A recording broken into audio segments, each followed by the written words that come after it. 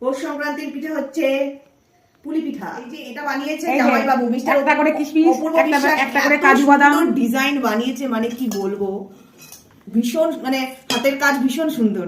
আর বানিয়েছে একটা যদিও, আর আমি বানিয়েছি তার মধ্যে আমার 6টা হয়ে গেছে, ওনার একটার সাথে আমার 6টা হয়ে গেছে। আর একটা নতুন করে বানাচ্ছে। এটা একটু হাতের সামনে এনে দেখা কি সুন্দর হচ্ছে। ও বাবা, একদম হাতের সামনে এনে দেখা। এই যে একটা বানালাম, এই তো সুন্দর হচ্ছে। এটা একটু দেখা তো, নারকলের যে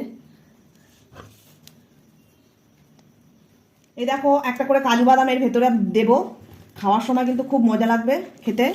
বাদাম, এই যে কাজু বাদাম একটা করে ঢুকিয়ে দেবো এখানে। কিশমিশ, হ্যাঁ, কিশমিশের থেকে আমার বাদামটাই ভালো লাগে, কিশমিশটা আমি অত ভালোবাসি না, ওই জন্য আমি কিশমিশ দিই না। দেখ দেখ বলছে, দেখ এইখানে দেখাও, এইখানে, বাবা কি সুন্দর।